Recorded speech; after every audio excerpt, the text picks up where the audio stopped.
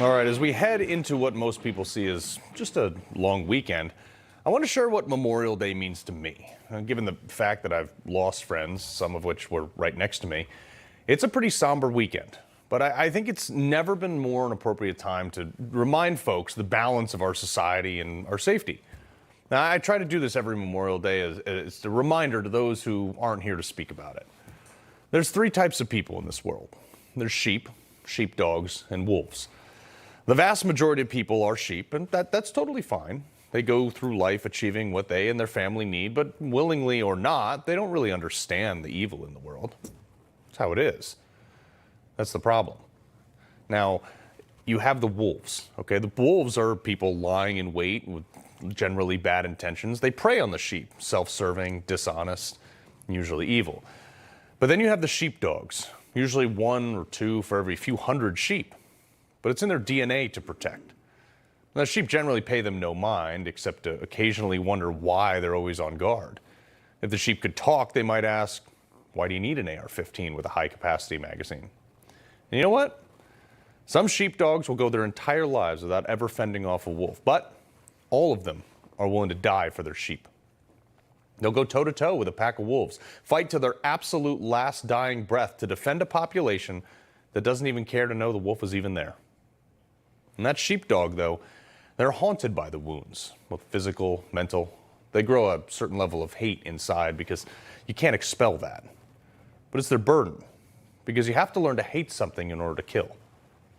That's why less than 3% of Americans have shouldered the burden of serving in the military. Of that 3%, less than 5% of them have ever seen combat. And an even smaller percentage of that have given their lives for this country. And their sacrifice is why we have this long weekend, why we have the freedoms we do, why we still speak English, why we are the superpower and the envy of the world. This long weekend is to honor the people who fought and died so you don't have to. Imagine that. Being willing to die for something. I'm not talking about just saying it. I'm talking about actually doing it. Facing death. I've looked it in the eye. I've taken lives. I've held friends while theirs expire. And that's why you get an extra day off. And I want you to remember that on Monday. Throughout history, hard men have created hard times. And hard times have created hard men. And good times have created soft men. Soft men have created hard times, and it's cyclical. So folks, let's honor those hard men and women for the good times. Honor them by being the best you can be. This weekend, every day. Don't feel sorry, don't give pity, but live every day to be the person worth dying for. Because someone somewhere is training to kill you and your family, and all that stands in the way are those hard men and women, those sheepdogs. So as you fire up your grill, throw on your burgers, throw on your dogs, this is the cost. This is what Memorial Day is about. Right there, that picture. Growing up without a father. That's what Memorial Day is about. It's the day dedicated to all those who gave their tomorrows, all their tomorrows, so you could have yours. So God bless you, brothers and sisters. Sorry, folks, that's it's a tough one for me to swallow. Every single Memorial Day, I give that one. It means a lot, and I would just hope that you take some time. Joining me now to discuss from the UDT SEAL Museum, Montana Congressman and former Navy SEAL Ryan Zinke. We got a bunch of folks there. Obviously, Morgan Luttrell, Congressman from Texas as well. Appreciate you gentlemen both being here. Real quick before we get into what you're doing down there, because you're doing some great stuff. What does Memorial Day mean to you, Commander Zinke? You know, I got to tell you, Memorial Day is not only about the veterans who sacrificed, but also their spouses, the entire military family community.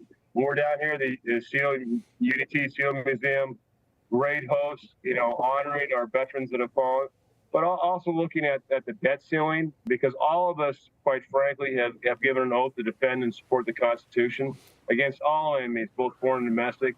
And it's time for the House to get the power of the purse back.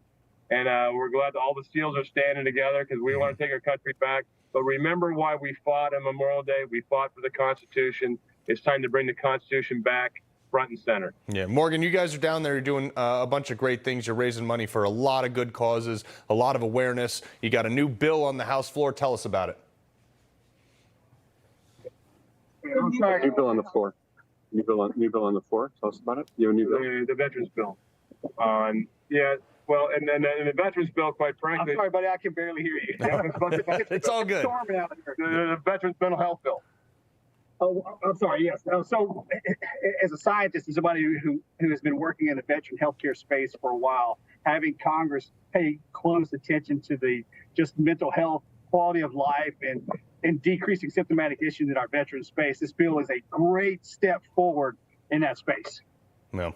And it's about time somebody pays attention to it because, as you gentlemen know as well as any, it's a real problem when they come home from those invisible wounds. But Congressman Zinke, the issues that you guys are addressing here, I don't think having a body of SEALs and Green Berets and a variety of other veterans is stronger than ever in Congress right now. What's been the impact on the overall, priorities that are being put forth on the floor?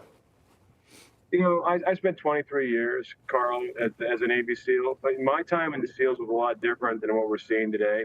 A lot of the younger SEALs and special operators, they're actually spending more time over there than they are here. When they come back, they have a hard time with it reintegrating in. And what this bill does, and why it's so important, is what mental health care should be in the same rack and stack as any medical emergency. We're losing a lot of veterans every day from suicide. Mm-hmm. Our number one priority is help our veterans as they come home. And combat veterans, those that served, they need special attention because of what they've done for this country. But we're glad to be down at the UDT SEAL Museum. If you haven't been, come on down. The UDT Museum is in Fort Pierce, Florida. Great venue and a great honor to all our veterans. And remember, SEALPAC.org. We're here for you, and we're standing tall in the Constitution. Excellent, and we need a lot of actually right now. The Constitution has kind of been forgotten by a lot of people. But as you go into Memorial Day, a lot of people think it's a long weekend. They said, we're gonna throw up the burgers and dogs and have a great time, and they say Happy Memorial Day. What do you tell to people that maybe might have forgotten the meaning of this?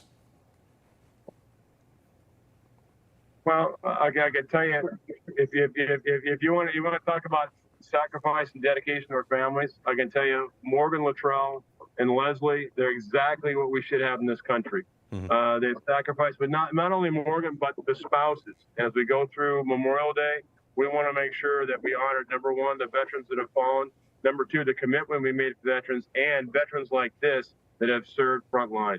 Yeah. Well, I can't thank you enough for everything you guys are doing down there. Appreciate it and all the great causes, and I hope that we can help you continue this fight. Appreciate you joining. Thanks, man. Thanks, God bless America, all those that defend her. Always.